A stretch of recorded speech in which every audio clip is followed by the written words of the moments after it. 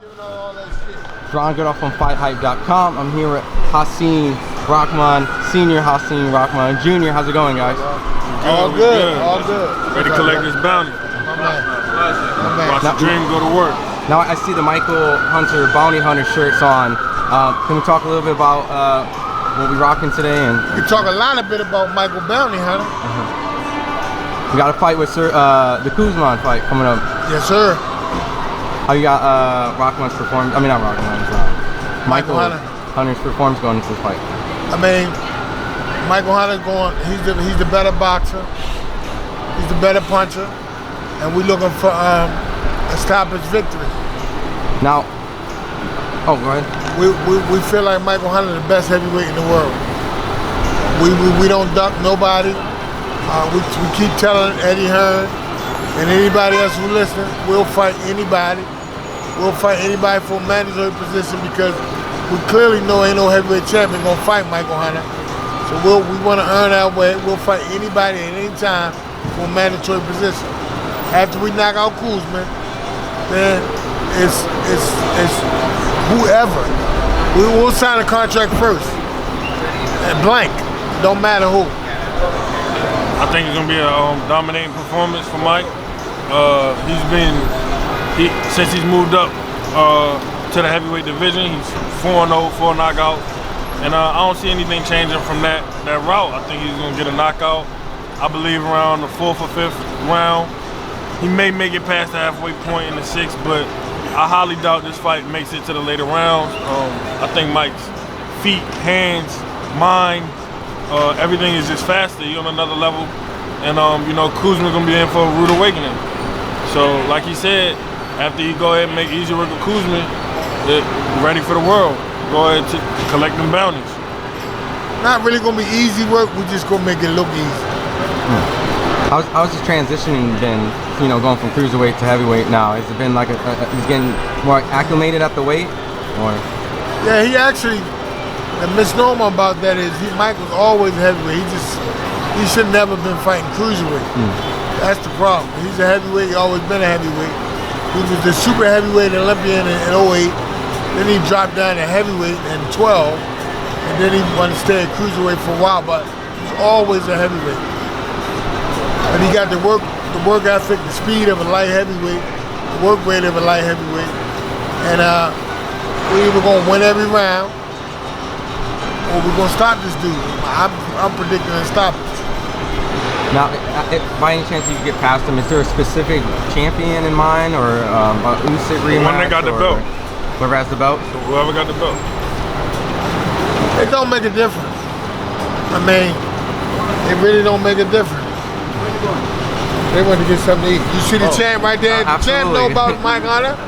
Is Mike Hunter gonna beat this boy? Bad boy. Is Mike Hunter gonna beat this boy? Yeah, Mike. See the champ? That's the body snatch. Mike Hunter gonna beat this boy. You heard the body snatch attack. So we just ready. It's an exciting future for Michael Hunter. It's not a heavyweight in the world that he can't beat. Now, if you don't mind me transitioning to the heavyweight talk, go ahead. With some of the fights being made. If I do mine, are you gonna do it? Oh, excuse me? If I do mine, are you gonna do it? Oh, yeah. You're gonna do it anyway, so just go ahead and do it. With the Andy Ruiz and Joshua rematch coming up, the rematch, do you have a prediction, or is there... I think Andy Ruiz gonna knock him out again if he tries to knock Andy out. If Joshua go in there with the mindset, I'm trying to knock him out to get even, he'll get knocked out again. But if he go in there and he's content to outbox him and use his height, use his feet, and outbox him, I think he can outbox him. But if he tries to bang with him and knock him out, I think he gets knocked out again. I disagree. I don't think that Anthony Joshua can box on the level that Andy Ruiz can box on. I think that he has the physical features where he's supposed to be dominant in a fight like of this stature. But if he tries to box Andy Ruiz in the first fight, Andy was dancing circles around him. That didn't work. I think that Anthony Joshua's best chance is to go for the knockout. but he gonna wind up getting himself clipped in the process. I don't think this is a good style matchup for Anthony Joshua. Not before the first fight, and definitely not now, and it was proven in the first fight. So I give, you know, I don't think that Andy Ruiz has a lot to worry about in this fight. He's already got the knockout. He knows he's a better boxer with the better experience, and I think that he's gonna come out victorious again. Is there anything that Joshua would need to do going into this fight that he can't allow Andy to do? Like get inside? Is that distance. something? Control the distance. If he controls the distance, he can outbox him. Contrary to what Little Rock says, if he controls the distance, uses his jab, he'll be okay. He can win the fight. It might be a boring fight. If he controls the distance, he got it. That's what I'm saying. I'm saying that he can't do that. I'm saying he can't do that. I don't think that him and Andy was not a good fight for Anthony. I think that him trying, he just gonna basically, like you said, I think that he's gonna go for the knockout because he's pissed. He lost his belt. It seems so after the fact that he's mad he lost his belt. He's gonna try to come for the knockout. I would predict another knockout for Andy Ruiz, but yeah, of course, if he uses his height, his reach, his jab, he should have a lot more success. But I just don't think that he has that whole package. I've seen him do that with Joseph Parker, so I know he can do it. I thought he lost the Parker fight. Oh, I definitely think that. I thought he lost the Parker fight. But he had to take that game plan. He did box that whole fight, but I think that Andy Ruiz won the Parker fight.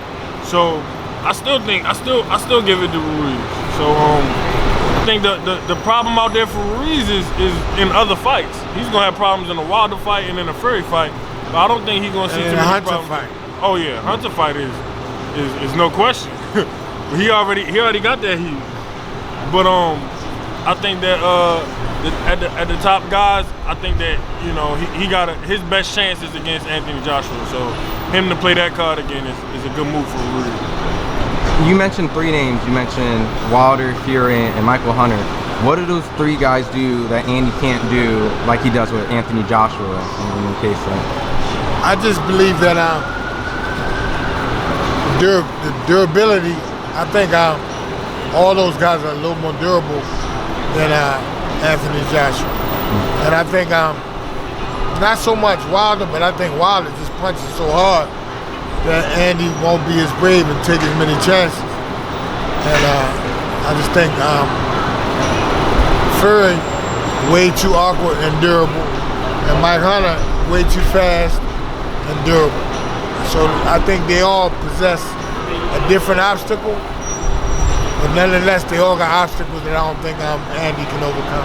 Now you mentioned fast out of the elements. Do you think Michael Hunter's the fastest heavyweight currently fighting right now? I think he's the fastest in the top 10. Mm-hmm. I mean, I don't know every heavyweight, but he's definitely the fastest in the top 10. I mean, foot speed, hand speed, and Mike Hunter he's so durable. His IQ too is a lot faster. A lot of people have good boxing IQ, but when you use it and apply it at the time that you need it, that's a big factor. And Mike does that probably better than any heavyweight right now. So him applying his game plan and his IQ is all gonna come for the world to see on the zone, you know. So tune in on Friday. Mike gonna show y'all what he been working on, and that he's the biggest threat and the best kept secret in the heavyweight division. Eventually, we keep knocking everybody out. Eventually, they're gonna have to give him a shot. So we keep on just doing what we doing, keep knocking these guys out. Everybody they put in front of us. Eddie Hearn can tell you he don't have no problem out of Mike. We got problems getting fights, not signing fights, getting fights. They don't want to fight us. We sign on the dotted line for anybody and everybody. We wanted Dillian White for the interim title. We'll take Reeves for the interim title. We'll take anybody for interim title just to be the mandatory. It don't matter. We ready. It don't matter who. Has offers been exchanged or put out potentially or anything like that? Nobody wants to fight us. Nobody. I'm surprised Kuzman took this fight. But after we dismantled Kuzman, it's going to be virtually impossible for us to get another fight. They might try to get you to fight him. I'm cool. I don't want to fight him. I know my place. Now, I wanted to transition just on the father-son dynamics. And I mentioned earlier, I've seen the doghouse scenes, you know, coming in, boxing, like the Mayweather, you know, all that historical stuff going on. How is it training your son, and how is it like to be training underneath a former heavyweight world champion of the world? I mean, when you look at boxing as a sport as a whole, some of the best. What's up, champ? Some of the best combinations have come from father and son duos, and it's something. Can't nobody reach you like your father can reach you. Can't nobody pull and push me like my father pulls and pushes me. I think he knows me a bit better than I know myself, and the biggest factor is that I know that he's been through everything that I've been through. Every obstacle that gets put in front of me, I got a cheat sheet. And I know how to overcome it because he's already overcame it, and he's reached the mountaintop. Same thing with Michael Hunter. He's got a cheat sheet. You got the man that been there, that been in your shoes, the shoes you're wearing right now, where it's your time in the division. He got the man that was, when it was his time, he went and got it. So that's the same thing. I mean, Mike's gonna go and get it. When it's my time, I'm gonna go and get it. So having this man here as a trainer, a mentor, a father is definitely one of the best things and one of the biggest blessings in boxing. And like I said before, all you gotta do is look at the history of boxing. Some of the best fighters come from father-son combination. And some of the hardest fights to win are when you got a father and a son in the same corner. So I'm extremely grateful. Does it nervous you a little bit, seeing the fact that you experienced through this and now your son is going through the sport? Or do you have confidence because of the fact that you know? I know all the mistakes I made, so I try to give him the blueprint where he don't have to make the same mistakes. And I'm not sure if him being my son is a gift or a curse to him, because I'm harder on him because I definitely don't want nothing to ever happen to him. So I know it gets a little bit overwhelming sometimes. Like, man, this man been telling me what to do my entire life. So we got a whole team. I know that can be a problem. So we got a team. So it's never just me. We got a whole team that works. So when you see a boxer and you see him with one trainer trying to do everything, in my opinion, that's the recipe for disaster. So we got a whole team. Everybody gets numb, gets immune to listening to the same thing from the same person, day in and day out. He's not in the military. I'm not a drill sergeant. We switch it up and we make it work. And you can see in his next performances, you're gonna see a big transition from him. And it's because we got a team and we work together. Whatever works, we have discussions, we have dialogues about everything. We set it down, we be real about where we at, and we know how to get to the desired place. That's what we're gonna do. We're gonna be the first father and son heavyweight champion. Period. Now, just growing up, did you guys ever do some shadow boxing in the kitchen? Like, we did real boxing. Real boxing. So Yeah. can we talk about that? Because, some people that went shadow boxing, you put gloves on, so no, really come at me for real, punch me hard. Yes. At what age, Now, still to this day. A few months ago, we just went 10 rounds. How old was I when we first sparred? 16, Like 15, 16? 12, 13. Oh, really? 13, even younger than that, 13. So yeah, I started long time ago, and I hit him back now. Yeah. Back then, I ain't hit him back. Yeah, now he's the owner of the hardest punch I've ever been hit with. Now, So- now, I got to hit him back. Yeah. But yeah, we've been boxing for a long time. It's nothing new. Like you said, even in the kitchen or wherever we at in the house. Or outside or whatever. I just Yeah. randomly punch him all the time. That's how. You know why I do grew that? up. Because he can't punch me back. So I just randomly punches. You could his be. I reflexes could be sharp. on my way upstairs, go to sleep, whatever. It could be whatever time of the day. You gotta be ready. You better be ready. 'Cause one of these rocks might come at you. To protect yourself at all times. That's what I'm Yeah, trying to exactly. teach him. Protect yourself at all times. That's exactly I gotta the teach rule. him that. So he always expected me to punch him, even though I don't be thinking about it. Sometimes when he like, whoa, whoa, whoa, get to moving. So I'm like, I wasn't even gonna punch you. Yeah, right. But it's all good. We're gonna make history. Now, growing up, you know, what fights did you guys watch together? You know, that you showed outside of, you know, he seeing you fight.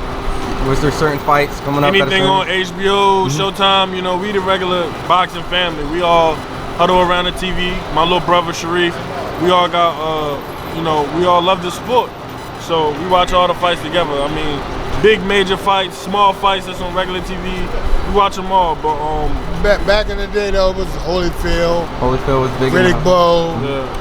Lennox. I actually remember watching. I remember like this is probably before I really had a good grasp on, you know, how the weight divisions and everything work. But I knew that I liked, you know, Lennox was one of my favorite fighters.